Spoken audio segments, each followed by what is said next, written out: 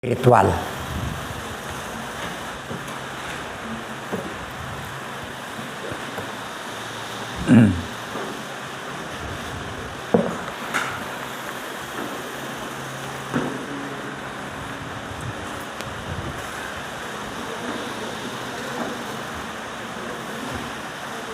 Alam po ninyo, mga minamahal, pagdating sa kamatayan, bakit pastor yung message sa kamatayan kaagad ang bungad? Ha? Pagdating sa kamatayan, dito po nagkakaroon ng maraming paniniwala. Ha? Haka-haka, pamahiin. Na lahat ng yan, taliwas. Wala sa banal na kasulatan. Mayroon dyan sa kabila ng maraming sinasamba. Nung araw, yung kalendaryo, 365 days. Puro may pangalan ng mga santo yan. Ha? Pero sa lahat ng yan, walang may bigay na katiyakan. Pag ang tao namatay, kung saan siya pupunta. Di po ba? Wala. Kaya mayroon po silang mga naimbentong lugar na pwedeng puntahan ng tao kapag siya namatay. Yung bata, pagka hindi raw nabinyagan, may lugar na tinatawag na limbo. Yung bawat tao, pag namatay, kinakailangan lahat dumaan sa tinatawag na purgatorio. Kasi nandun yung marka ng kanilang kasalanan pa rin. Baliwala yung ginawa ni Kristo doon sa krus. Sinabi niya, it is finished. Naganap na. Ha? Yeah. Marami pong mga tawag dyan. Alamat. Pamahiin. Na po? Naging moderator po ako ng grupo ng mga kuyunin kita. Daan na po yan. Thousands. Pero hindi na ako nagpaalam, umalis na lang ako. Ano po? Ang dami nilang mga pamahiin. Kahit anong gawin ko, nangingibabaw ang pamahiin. Una na dyan, pag may patay ka, bawal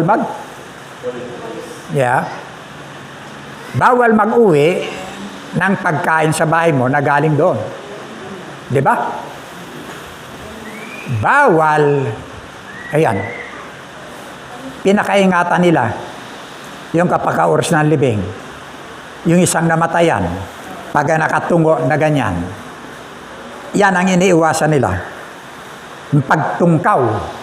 Yung pag-angat ng muka, natatamaan kung sino tatamaan. Yun ang paniniwala nila na yun ang susunod. Okay? Di po ba? Mayroon ding paniniwala. Bakit ganon? Kulang sa salita ng Diyos. Wala ang Biblia na nagsasabing mayroong Diyos, mayroong patutunguhan ang tao.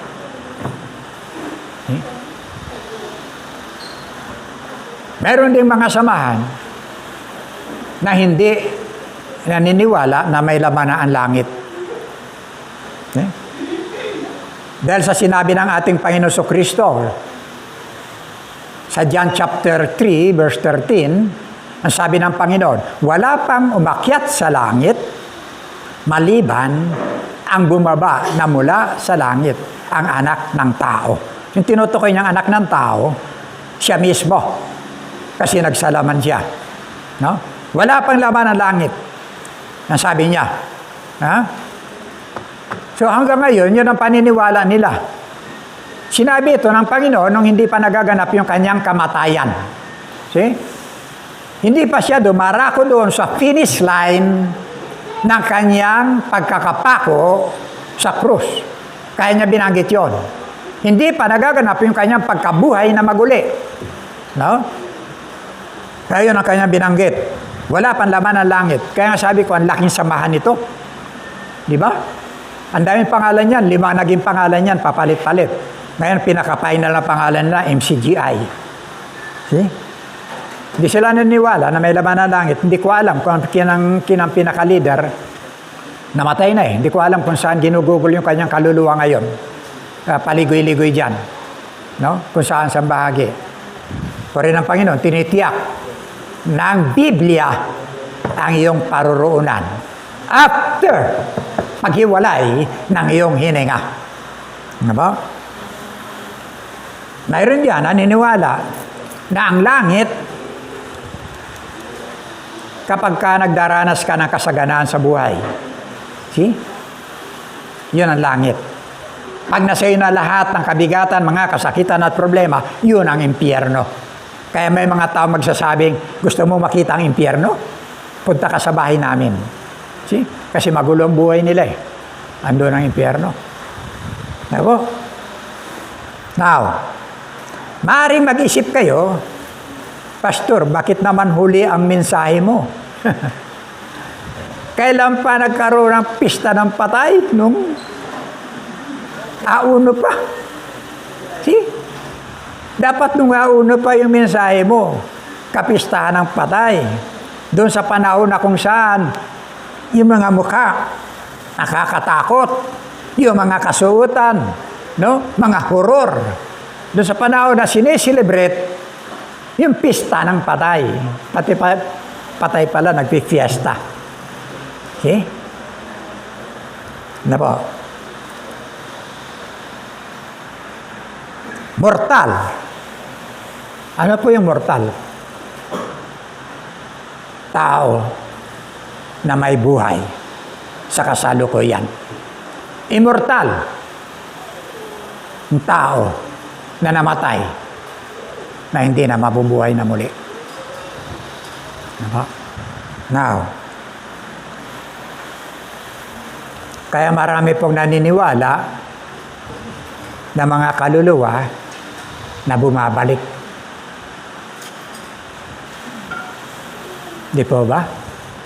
Maraming naniniwala na may mga multo.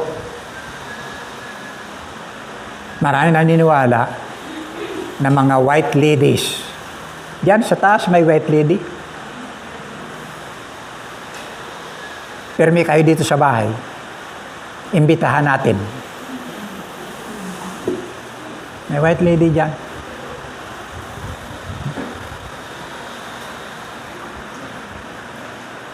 Kaya mayroon pong mga ghost hunter, tinatawag ghost hunting sa panahon ng pista ng patay. Diba? Pumupunta sa mga haunted houses, sa mga lugar na mga sementeryo na hindi na nililibingan, sa mga lugar na napapabayaan na, pumupunta sila diyan.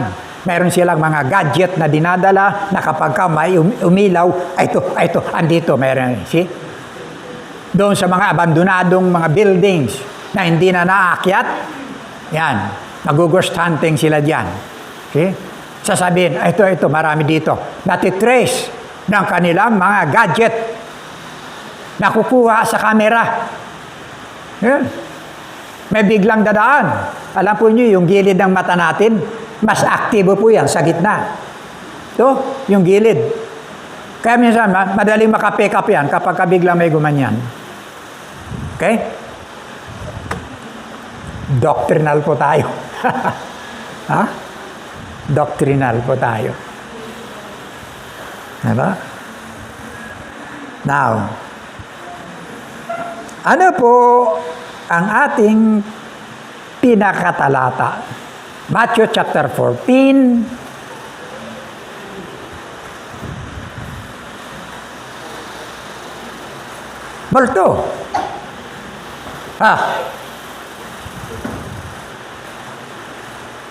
Matthew chapter 14, verse 24 to 26.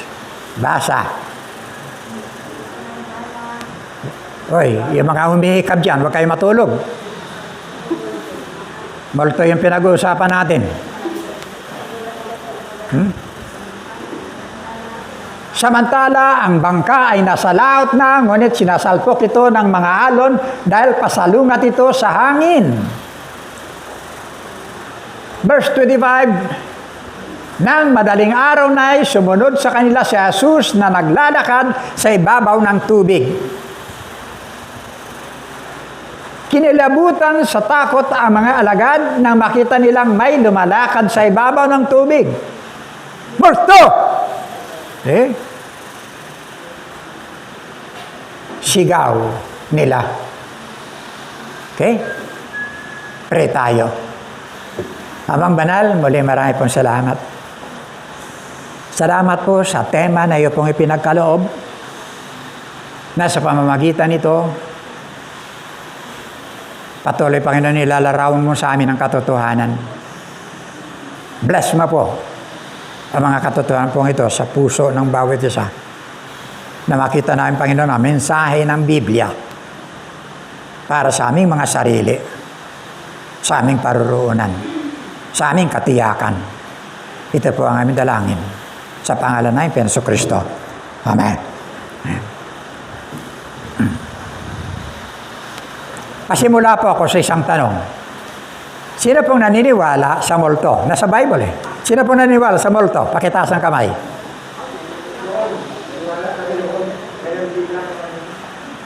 Nag-aalanganin kayo. Alam ko may takot kayo sa multo. Alam ko meron kayong paniniwala sa multo, pero nag-aalanganin kayo. Sa gabi, may konting ano lang. Di ba? Uy, multo. Lalo pa pagkapanahon naman, lalo pa may namatay.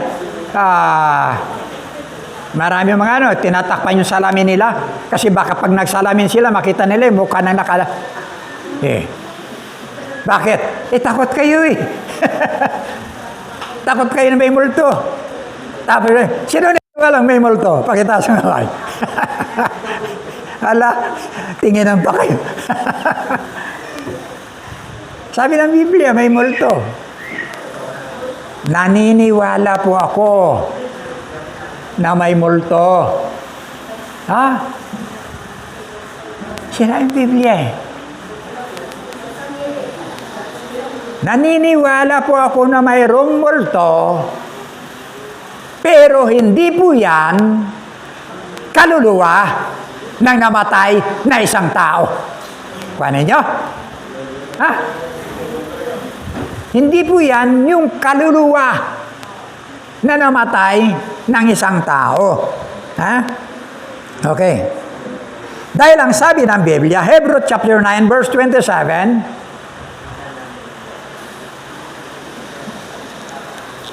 itinakda sa mga tao na may sanamang mamatay at pagkatapos nun ay ang paghuhukom. Pagkatapos ng kamatayan mo, kung ano ang buhay na isinabuhay mo rito, yan din ang buhay na tatakalin sa iyo after maghiwalay ang iyong hininga sa iyong katawan. Kuha natin?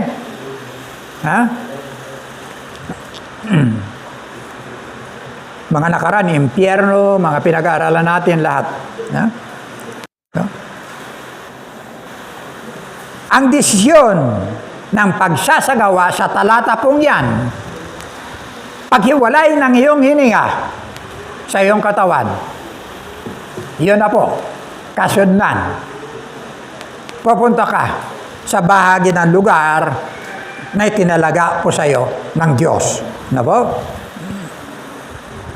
Now, alam po natin lahat na nasa mundo ka pa, andito pa tayo. Yung mata ng Diyos, yung batas ng Diyos, naganap na po. Ibinigay ng Diyos yung biyaya na nandyan para sa iyo. Natapos na yung kamatayan ni Kristo sa krus. Ang desisyon na iiwan sa iyo ngayon. Nung sabi ni Kristo, naganap na yung kanyang katubusan. Naiiwan po sa bawat isa ang desisyon. Pipili ka ng dalawa sa desisyon na ito. Tatanggapin mo or hindi yung iyong tagapagligtas. See? Kaya karamihan, ayaw po nila kay Kristo. Kasi hindi nila magagawa yung lahat ng bagay na ginagawa nila sa sanglibutan. Okay?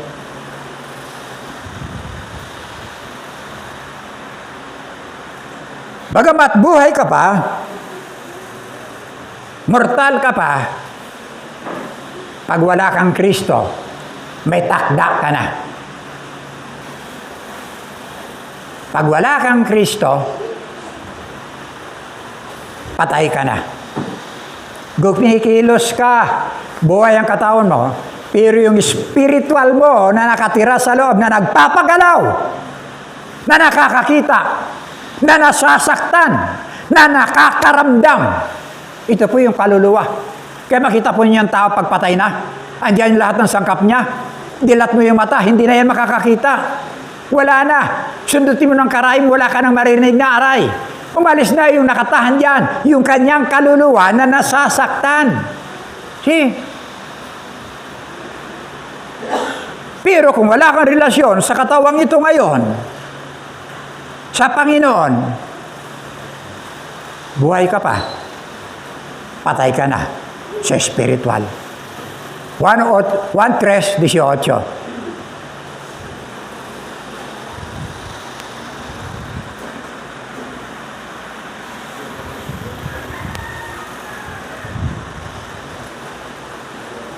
Hindi hinatulan parusa ang sumasampalataya sa anak. Kanina makita po natin hinatulan Ngunit hinatulan tapos na ang hindi sumasampalataya sapagkat hindi siya sumasampalataya sa kaisa-isang anak ng Diyos. Hello? Kahit ubusin natin ang Biblia, wala kang makitang relihiyon na nagliligtas maliban ang ating Panginoong Jesucristo. Dalawa po napapaloob dyan.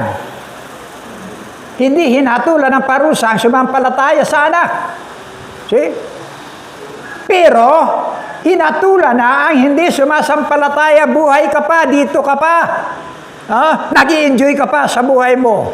Kung wala kang relasyon kay Kristo, may hatol ka na, tapos na. Pagkamatay mo, kahit anong gawin mo, anong gawin dyan, wala na, nahatulan ka na. See? Dito pa lang makakapag-isip ka. Yung mayroon kang kaisipan, napiliin mo yung lugar na paroroonan mo. Isang bagay lang po, ang pinagkaloob sa atin ng Diyos na hindi niya pwedeng pakialaman. Alam ba niyo? Yung binigay na kalayaan sa atin. To choose. Kung gusto mo ng impyerno, hindi ka sasanggaan. Gusto mo ng langit, welcome ka. Hindi ka hadlangan. See? Kaya marami nag-i-enjoy ngayon sa paggawa ng kasalanan. Hindi sila pwedeng hadlangan ng Diyos.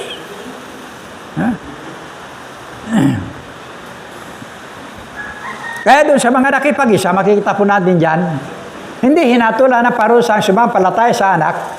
See? Roma 8:1, kita po natin dyan, wala nang anumang hatol, katulang parusa sa mga taong nakipag-isa kay Kristo Jesus. Pansinin nyo. Wala na. Wala nang hatol yung mga nakapag-isa sa ating Panginoong Jesucristo. Okay? Kaya makikita, pansin po ninyo, marami dyan, makita natin, grabe, tao, nagdidilim. Di ba? Panahon na may mga kasiyahan, panahon na mga ang daming tao. Buhay pa, lumalakad, pero sa harap ng Diyos, sa spiritual, patay na yung mga yan. Patay. Pag walang relasyon sa ating Panginoon Jesucristo. Pero, pwede pa silang mabuhay. Yan, may pero, may pasubali. Once na kinilala nila ang ating Panginoon Jesucristo bilang sariling tagapagligtas, naalis sila sa tinatawag na kinalalagyang hatol. See? Maalis sila. Ano sabi ng 1 Peter Unang Pedro 4:6. Ipinangaral din ang magandang balita sa mga patay upang bagamat sila'y nahusgahan na. Tandaan nyo, nahusgahan na.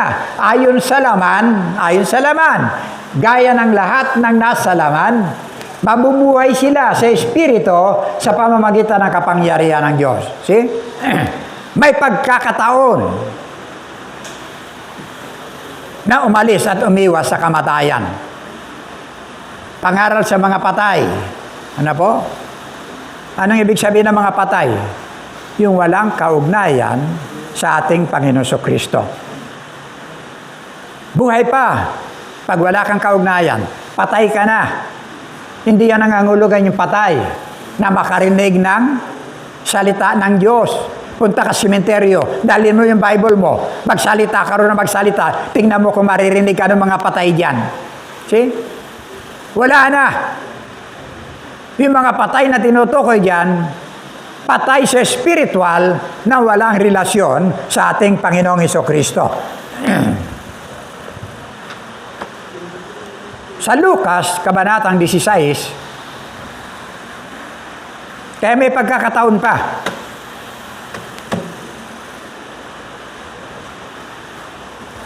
Ng isang tao, mabuhay sa piling ng Diyos, kahit inabot na siya ng takda na kamatayan. Lucas 16, talatang 22 hanggang 24, basahin natin. Namatay ang pulubi at siya'y dinala ng mga anghel sa piling ni Abraham. Namatay rin ang mayaman at inilibing. Na po? Tuloy natin. Sa gitna ng kanyang pagdurusa, sa daigdig ng mga patay, natanaw ng mayaman si Lazaro sa piling ni Abraham. Kaya't sumigaw siya, "Amang Abraham, maawa po kayo sa akin.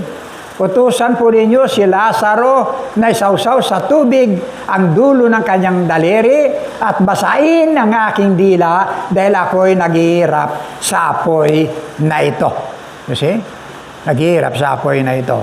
Yan po yung paghiwalay na ng kaluluwa sa katawan. Dalawa po yan na kumakatawan sa bahagi ng buhay na walang hanggan at sa buhay na kapahamakan. Nariyan po si Lazaro, kilala natin yan. Kaya meron po tayong San Lazaro Hospital. Binangon po yan dyan. No? Si Lazaro na nandun sa San Lazaro, nakikita mo, may monumento rin siya at monumento ng aso sa kanyang paanan. Yan po yan. Na po, na dinidilaan ng sugat ang kanyang, ng aso yung kanyang mga sugat. Namatay si Lazaro, dinala ng mga anghel sa piling ni Abraham, sa lugar ng kaadiwan. Namatay din ang mayaman, inilibing. Pansinin ninyo. Pero pagkatapos na ilibing, andun siya ngayon, nagmamakawa. See? Buhay.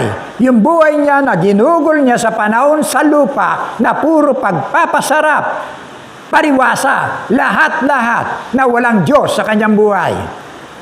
Ang kinahantungan, kaparusahan. Okay?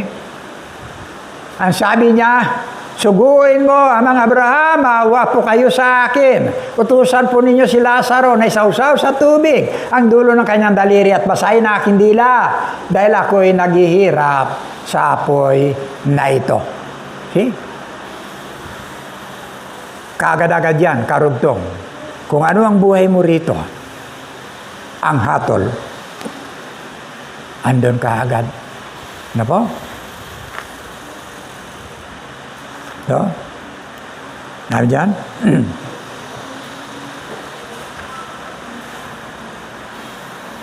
Sa talatang 27-29, yung kanyang pangalawang pakiusap, ngunit sinabi ng mayaman, kung gayon po, Amang Abraham, ipinakikiusap kong papuntahin na lamang ninyo si Lazaro sa bahay ng aking ama. sa aking 5 kapatid na lalaki. Suguin po ninyo siya upang sila'y bigyang babala at nang hindi sila humantong sa dakong ito ng pagdurusa. See? Ang kanyang kahilingan, pabalikin ang patay sa lupa. Pero, ngunit sinabi sa kanya ni Abraham, nasa kanila ang mga kasulatan ni Moises at ng mga propeta, iyon ang kanilang pakinggan. Ano po yun? Ito po. Ang problema, marami pong mga organisasyon na po, kulang sa ganito. Mas malaki ang kanilang tiwala sa tinatawag na relihiyon, na kung saan sila namulat, kung saan ang kanilang mga ninono, kung saan yung mga bahagi ng andon sila. Hindi yung katotohanan sa Biblia. Purihin ng Panginoon, may Biblia tayo, nalaman natin mayroong Diyos na totoo, nalaman natin na mayroong katiyakan kung saan pupunta ang tao after na siya'y mamatay. Alam natin na naparito ang anak ng Diyos para tubusin ang bawat isa sa atin dahil sa Biblia. Ito po yung tinuturo ni Abraham. Nandun ang sinulat ni Moises at na mga propeta. Hayaan mong pakinggan nila ang mga ayon. Kaya marami pong kulang. Ngayon dyan sa malaking samahan, bawal sa kanila ang Biblia. Sa mga membro, sila lang na mga tagapaunang mahawak nito. See? Pinagbabawal sa lahat. Maglilibag lang sila ng mga magazine, pipiliin nila yung mga talata, no? At yun lang kanilang ipababasa. Bakit? Pwede mong malayang gamitin ito. Samantalang dito, in-encourage natin. Lahat, basahin nyo ang Biblia hanggat maaari. Yung original, huwag nyong isasalin sa bahagi ng cellphone ninyo. Ito mismo, dahil ito banal. May halo mo doon sa cellphone na marami ng klase na mga scam. Okay?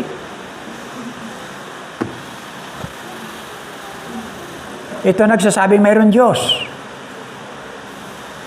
Bakit tayo nananalangin sa Diyos na Espiritu na hindi natin nakikita? Ito nagsasabi kung pagkamatay mo kung saan ka pupunta. Okay? Ito nagsasabi na 200 lang ang dadaanan mo. Matthew 7, 13, 14. Nandyan ba yan? Wala yan. Wala yan dyan. Ikaw ang pipili ng daraanan mo. 2 lang. Ang sabi diyan, pumasok kayo sa makipot na pintuan. Individual yan. Pakikipagrelasyon kay Kristo. Hindi tayo pwedeng sabay-sabay. Ikaw, ako, bawat isa sa atin, mayroon po tayong personal na relasyon, pakikipagrelasyon sa ating Panginoon Kristo. Hindi ang kumapastor ako, pwede kong ipasok lahat yung pamilya ko, kaibigan ko, mahal sa buhay ko. Sasabihin ko, pasok sila lahat, kamag-anak ko yan. Hindi. Personal. Meron ba dyan? Nakuha mo? Okay, wag na. Matthew 7, 13, 14, andyan po yan. Makipot ang pintuan tungo sa buhay na walang hanggan. 1:19, sabi ni Kristo, ako ang pintuan. See? Ang sino mang pumasok sa akin, maliligtas.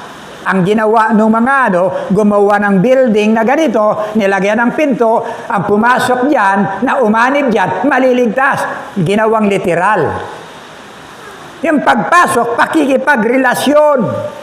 Pagpasok mo sa buhay pag-aasawa, magkakaroon ka ng pakikipagnay sa isang minamahal. Relasyon ang binubuo po diyan. See? Bagamat ang sabi ng talatang maluwag ang pintuan tungo sa kapahamakan. Na po? Marami ang mga dumaraan dito. Bakit? Relihiyon eh. Relihiyon. Kaya kahit nadali mo sa kanila yung sa katotohanan, hindi nila paniniwalaan yan. Kasi kung saan ako namulat, doon na lang kami.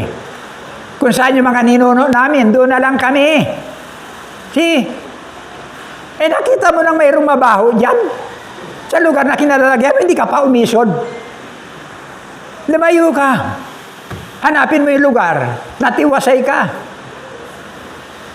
Yan ang problema sa tao. No? Basta sila mayroong relihiyon. Never nakakapin nila yung katotohanan na mula sa Diyos. Now,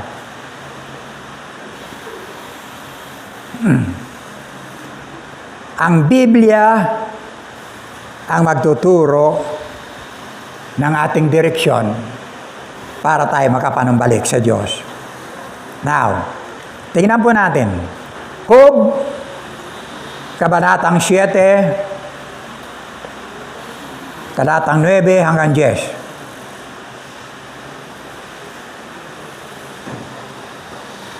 Pansinin po ninyo,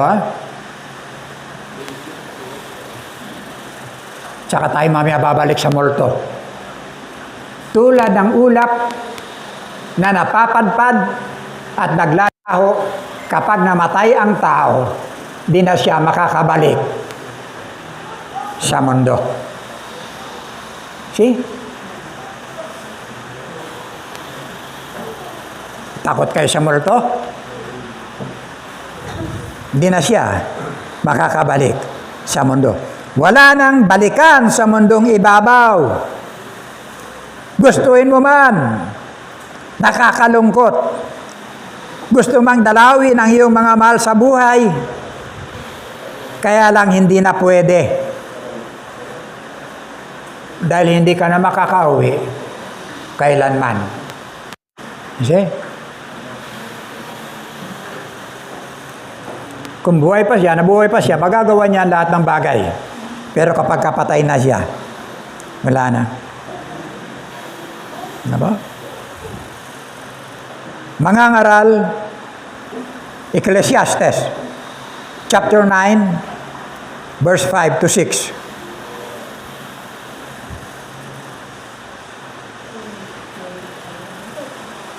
Alam ng buhay na siya ay mamamatay. Ngunit ang patay ay wala ng anumang nalalaman. Wala na silang pag-asa at nakakalimutan ng lubusan. See? Pag iwalay ka sa Diyos, wala talaga. Wala na. Limot ka na hanggang sa unti-unti, pumanaw ang panahon. Hindi ka na maalala. Ngayon po. Ano ba? Sabi diyan, nangawala ng lahat. Sabi ng iba, rest in peace. Ano po? Ang sabi ng Facebook, malimit yan, nakikita natin sa Facebook. Bigla mo kaming iniwan ng iyong mga anak. See? Di ba?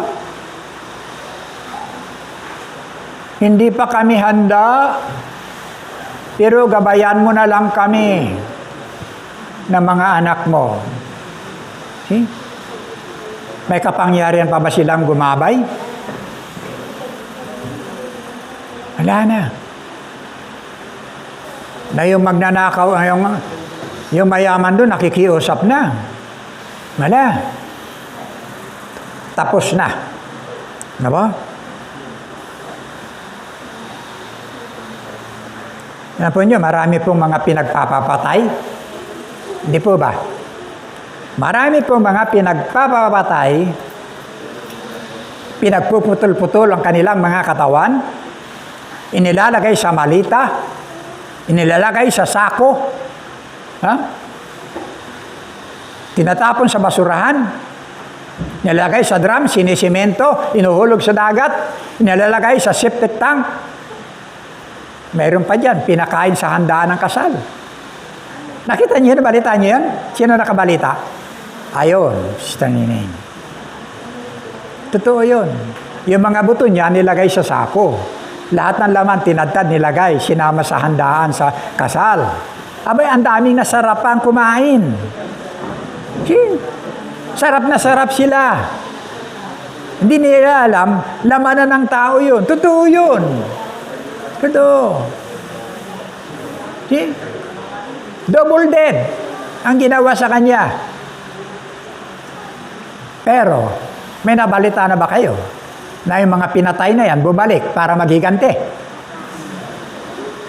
Oh. Di ba? Mga brutal na pinatay, pero wala pagkakataon na bumalik para maghigante.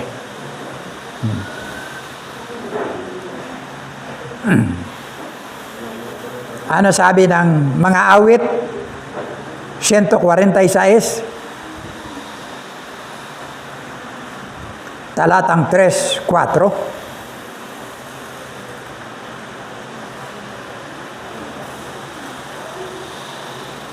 Sa mga pangulo'y huwag kang mangangawak, kahit sa kanino'y di makakapagligtas. Kung sila'y mamatay, balik sa alabok, kahit anong plano nila'y natatapos. Nakarinig na kayo minsan, sabi, uy, amoy kandila. Uy, pabango yun ng mister ko. Uy, pabango yun. Yan. Di ba?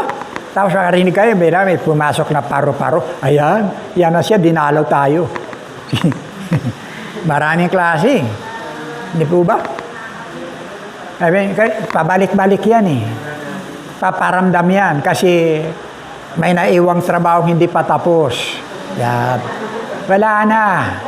Di ba? Wala na. Tapos na siya. Ito, lugar ito ng mga buhay. Ng mga mortal. Okay? Now, ang tanong, sino ngayon itong mga ito? May white lady. Kahit saan lugar mayroon. Balita nung araw, yung Baliti Drive, lagi na may na-aksidente dyan kasi may lumilitaw na white lady dyan. See? May white lady. Alam niyo mga minamahal, ito po yan.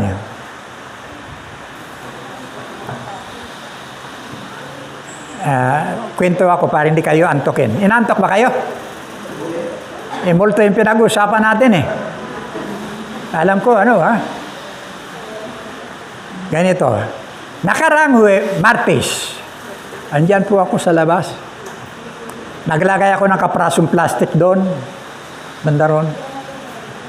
Mayroon po akong toy gun, laruan. Ang bala niyan, pilit, yung bilog na plastic. Yan. Hindi ko na matakal ko na, hindi na papaputok yan. Nagamit ko pa yan doon sa panahon sa Kalawit, doon sa lugar na mga resort na mga tradyo. Tatarget-target kami roon. Yan. Di ginamit ko dito. Ayan, kasama ko nagtatarget nung araw. Maliit pa ito. Naka-short pants pa. Si Jabez. Pero ngayon, binata na. Target kami yan nung araw. Ganyan. Target ako nung nakarang Martes. Target na ganyan. Miyerkules, ito na. Prayer meeting. Andyan muna kami sa bahay. Nagkakape si Grace. Nakalagay yung kanyang tasa. Diyan sa may bintana na pangalawa. Pangalawa dyan. Katapat nitong church. Bigla, palibasa ay bingi, hindi ko narinig. Inabot na lang sa akin yung bala mismo ng baril-barilan. No? Ewan ko kung sino nakarinig pa. Si Sister Sione, narinig mo, Sister Sione? Pinatamaan yung tasa mismo. Wala siyang baril, wala siya ni anuman. Pero pinakita niya sa akin na mas sharpshooter siya. Tinamaan niya mismo yung tasa. Nagkukwento sila, inaabot sa akin, hindi ko maintindihan. Sabi ko, bala ko yan talaga. Bala yan. Pero hindi ko alam, yung pala, tinira na sila. Galing sa labas. Gabi yan. Gabi. See? Sino yung mga yan? Di ba? Okay.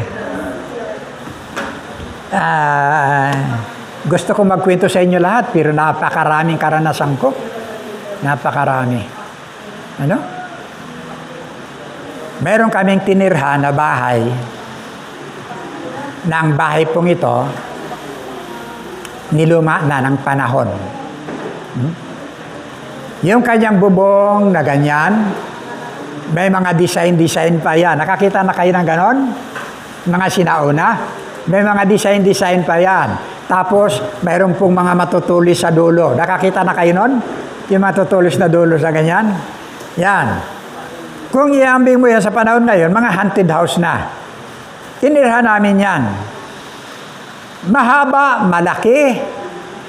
Dahil sa tagal na ng panahon, sa unlad ng panahon, ang ating kalikasan, ng panahon natin ngayon, tumaas na yung kalsada, yung bahay na iwan na. May silong siya, pero yung kanyang pinaka-first floor, katapat na ng kalsada. Pantay na ng kalsada. See? Kinuha namin yun, kasi yung balkonahe, malaki. Tapos, may grill, no? Bakal, na malawak, na ang plano namin, magtinda-tinda. Bakal ang kanyang So, nasa kalsada na siya mismo, walang bangkita. Ang bangkita, sinakop na niya. Kaya pag nandun ka sa kalsada, pwede kang abutin na sa loob. Yan. No? Kabababa ng Marcialo. Yan. Mga September 22. Andun ako sa labas, sa balkonahe, nagdodrawing ako sa isang kartolina kasi napor ako padadala sa Korea.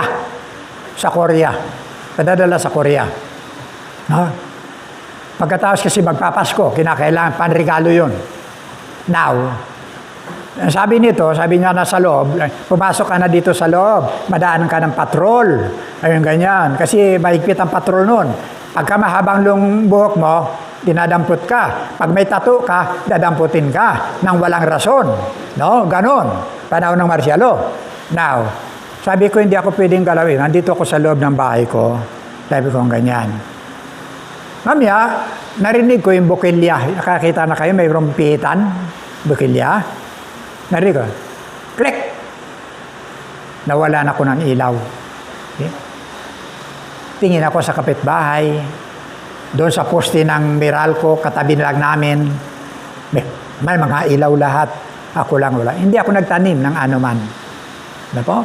Pumasok na ako. Pahinga. Pagkatapos, pagising ko sa umaga, mahirap ang tubig doon. Mahirap. No?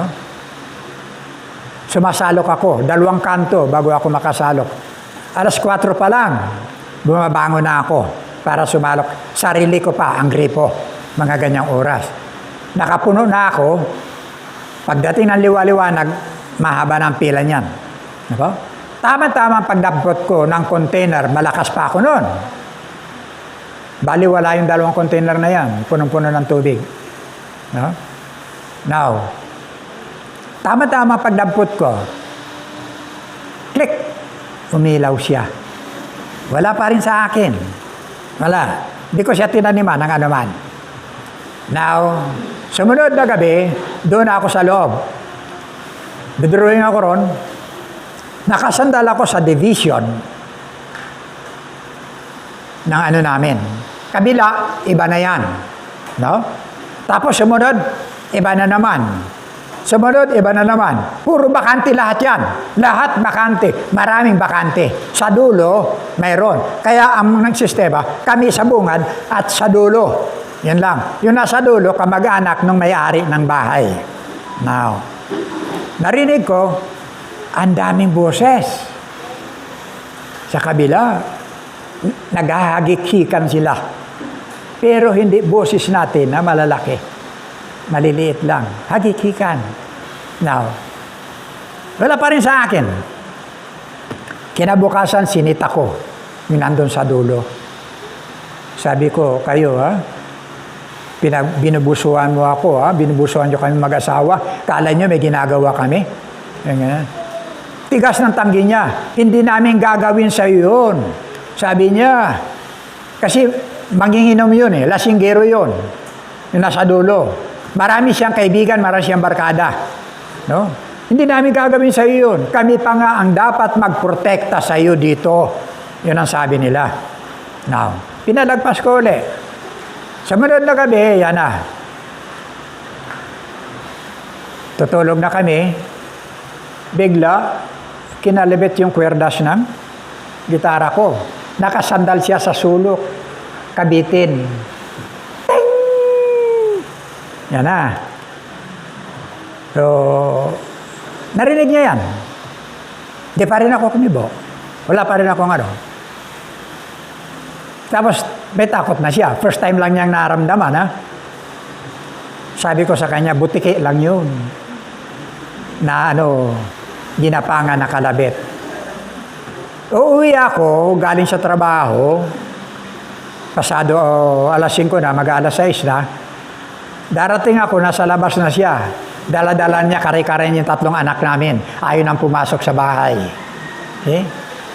Now, sumunod na gabi, ito na naman.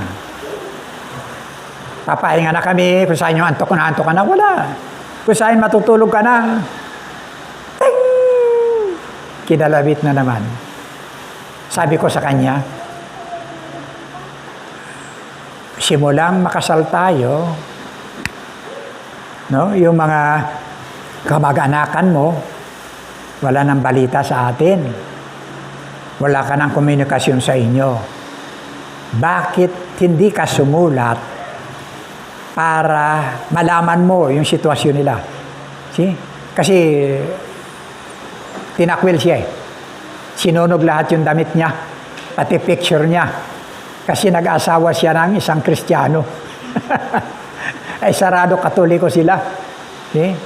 Kaya wala na siyang komunikasyon. Ngayon, sabi ko sa kanya, bakit hindi ka sumulat sa kanila para malaman mo? Sinabi ko na, nung unang gabi, ganito. Pinatayan ako. Tapos sinindihan ako. See? Tapos sumunod, ito na. Tumunog kagabi, narinig mo yan. Tapos ngayon, tumunog na naman. Baka kung ano na nangyari sa kanila. Sabi ko ganyan. Biglang, kring lahat ng kwerdas. Tumunog yan. Bigla siyang tumalon. Pumunta sa inihigaan ko.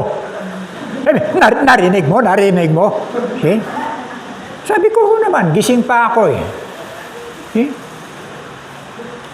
Never nag-entertain ako ng takot.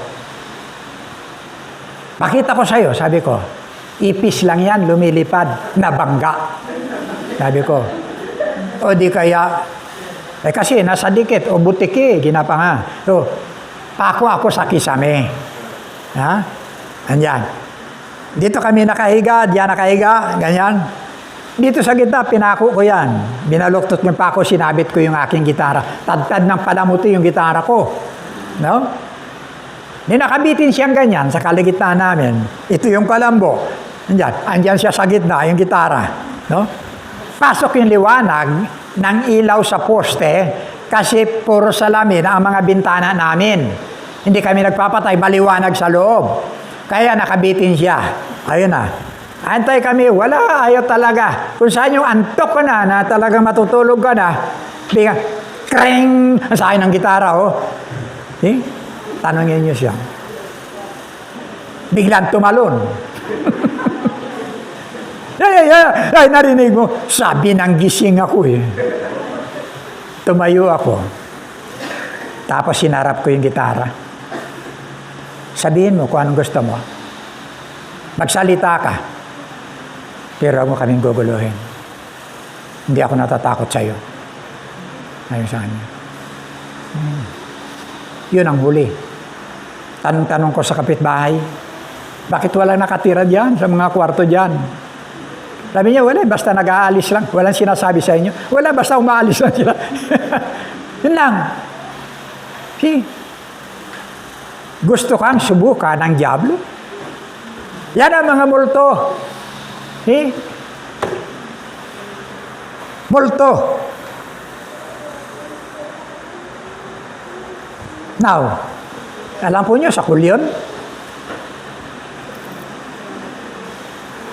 Sa kulyon, napakarami. Tinitiran ko dyan, bahay ko ron.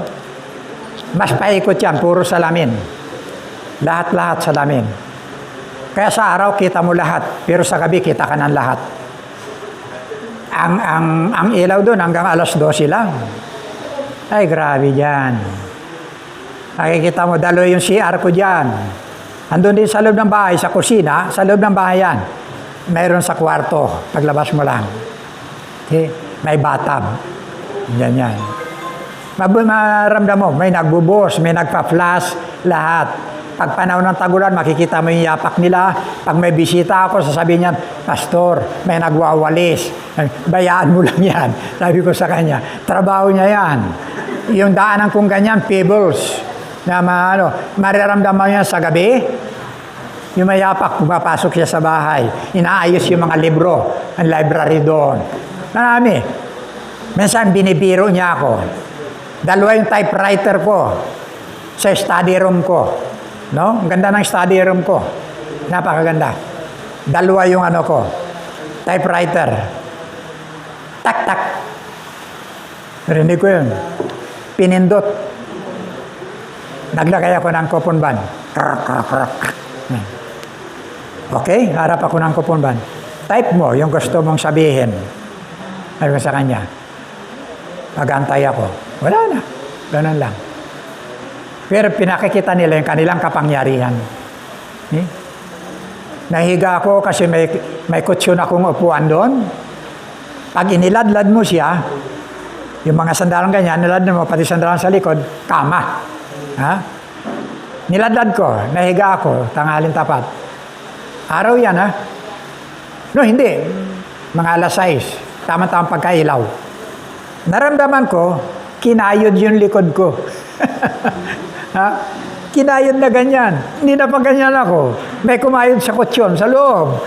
No? Nahawakan ko ganyan. Nahawakan ko. Ha? Kawa ko ganyan. Patay ka. Sabi ko sa kanya. Na, suntok ko na suntok. Yan. Pero nung ganyanin ko yung kamay ko, wala na. See? Alam niyo mga minamahal, dami ko na-encounter na ganyan. Pati mga demon boses, marami po yan. Ha?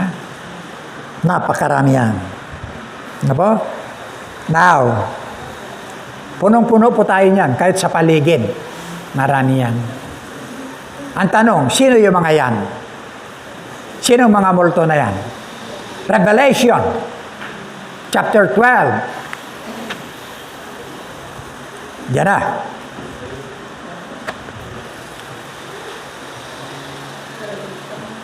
Isa pa ang palatandaan ang lumitaw sa langit, isang napakalaking pulang dragon. Sa Bible po yan, ha? Ito'y may 7 ulo at 10 sungay, at may kuruna ang bawat ulo. Tuloy. Kinaladkad ng kanyang buntot ang 3 bahagi ng mga bituin sa langit at inihagi sa mga yun sa lupa.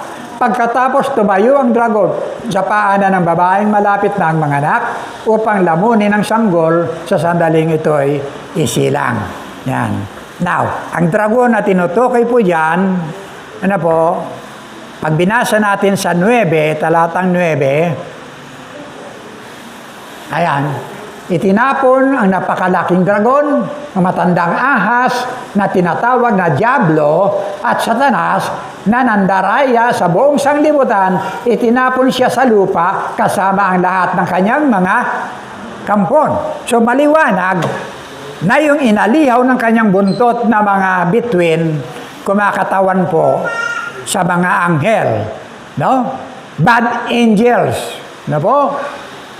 Yung mga anghel na sumama sa kanya nung naisin ng Diablo na lumagay ng kanyang luklukan sa tabi ng Diyos, no?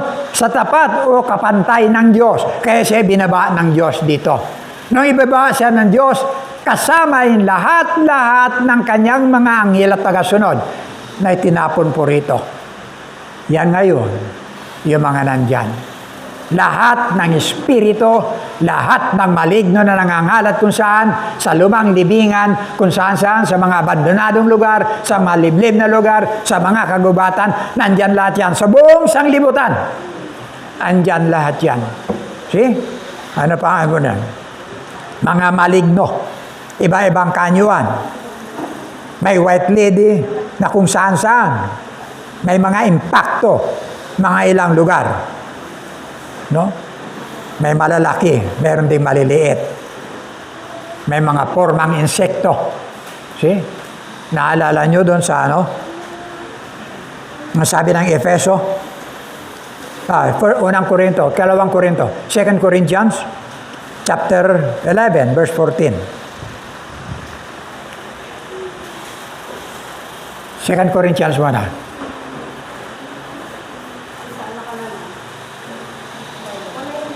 Kasunod yun.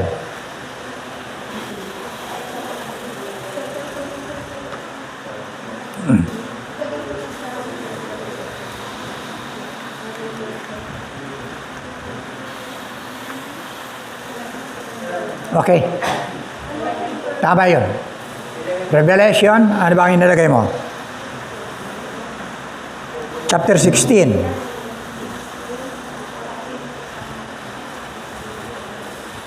Ayan. At nakita kong lumalabas mula sa bunganga ng dragon, at bunganga ng halimaw, at bunganga ng huwad, na propeta ng tatlong kumarumaldumal na espiritong mukhang palaka. Pansinin mo yun. May mga bagay na forma na espiritu, bad spirit. Ano po? Na lumabas sa panahon ng tribulation period na yon. Panahon po yan, ang tribulation period. Kaya makikita nyo, yung mga sigbin, tinatawag, maligno. Kaya may mga naniniwala na yung taong hindi mamatay-matay, hinaplos na yung kanyang mga dingding, natanggal na lahat, hindi mamatay-matay, kasi walang umaako ng kanyang iluluwa sa kanyang katawan. See? May mga sigbi na kapangyarihan na nandun. Ganyan po yan. Now, 2 Corinthians chapter 11, verse 14.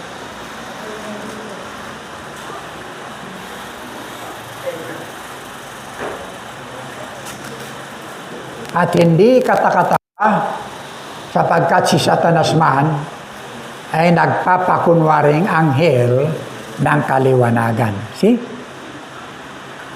Pwede silang mag-disguise, magkunwari, magpakita.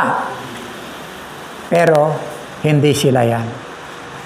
Maging ang diablo, sabi niya pwede siyang maging pakunwari na maging anghel. No? Okay. Now, ito po sila. Efeso 6:12.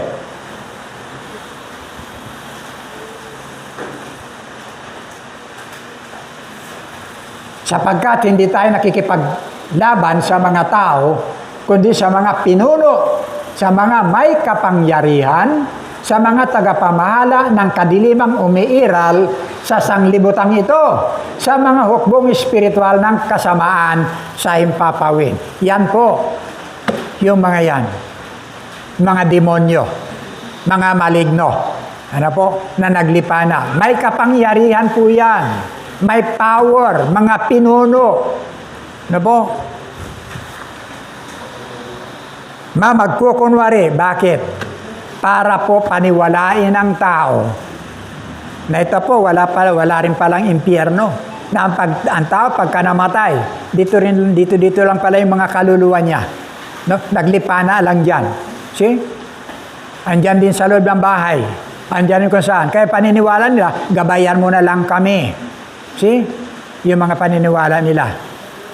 Ito po yung multo na bahagi na kung saan. Makikita po na aktibo po yan sa araw-araw. Mga pinuno, may power, kapangyarihan, kaya kang dayain. Kahit dito, mayroon sa loob. Pwede silang pumasok. See? Para, taniman ka. See? Pagpasok dyan, anong gagawin?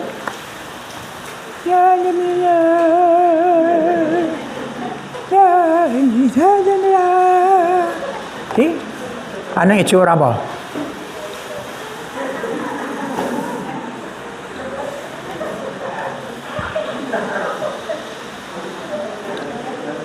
See? Pag nga mo, tapos ka na. Tanong mo mga ngawil yan. Kunting kalabit lang doon sa dulo ng kawil nila. Tapos na. Ito. Kakapasok yan.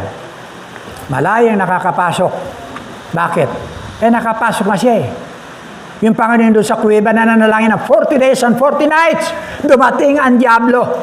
Tinukso ang ating Panginoon Kristo. Ikaw pa?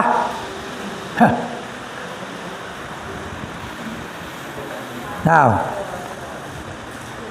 fallen angels, mga anghel na binagsak na naganyong mga multo. Panghuli, higit kang mapagtagumpay. Alam mo ba yan? Higit kang mapagtagumpay. See? Minsan marami takot sa dilim. Takot na. Lalo pa pag galing siya sa patay. Lalo pa pupunta siya sa patay. O galing sa patay. Tapos tinignan niya. Tingnan yung mukha ng patay. Ganun pala itsura nun. Pag-uwi, madilim ang dadaanan. Takot ka na sa multo. Baka mamaya pagdating mo rin may kumalabit sa'yo. Di ba? Higit kang mapagtagumpay. James chapter 4, verse 7.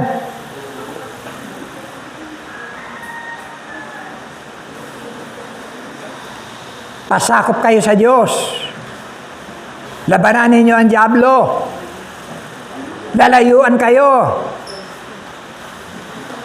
Bakit? May Kristo ka eh. Taglay mo yung kapangyarihan. No?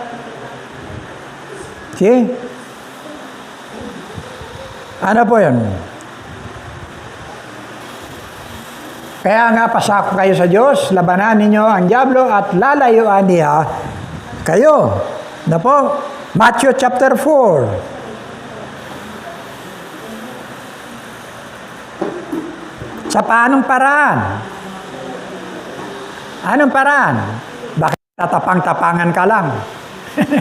Pag nakaharap mo yung nadidemon possess, kasama mo si pastor, pagdating mo ron, baka nagtatapang-tapangan ka lang. Pag lumabas niyo, papasok sa'yo. Ha? See? Alam po niyo yung nadidemon possess? Tingnan ninyo, ha? Hindi pa kayo nakaharap niyan. Yung nadidemon possess, makikita nyo, unang-una, yung kamay malikot. Malikot ang kamay. Bakit? Sa mga daliri, pumapasok ang mga demonyo. Paa at kamay. Kaya makita mo pagka yun, ano na sila? Mahirap mong ibuka. See? Yan pumapasok. Tapos, malikot ang mata. Yan mga nadidemon po siya. Pero huwag kang matakot. Mas malakas yung iyong dinadala. Taglay mo ang kalakasan. Ano sabi ng Luke chapter 10 verse 19? Bibigyan ko kayo ng kailangan mo yung pananampalataya, pananalangin, salita ng Diyos. Na po? Kung kulang ka sa pananampalataya, wala. Pwede mong kausapin yung nasa loob ng tao, kung sino siya. Pwede mong kausapin yon. Yung demonyo, yung espiritu, pwede mong kausapin. Pwede mong tanungin kung anong pangalan niya. Sasabihin niya sa'yo. Okay? Pag malakas ang pananampalataya mo, busog ka sa prayer, pananalangin, busog ka sa salita ng Diyos. Tingnan niyo, Panginoon, ang tuksoin. Okay? Anong sagot niya sa verse 4?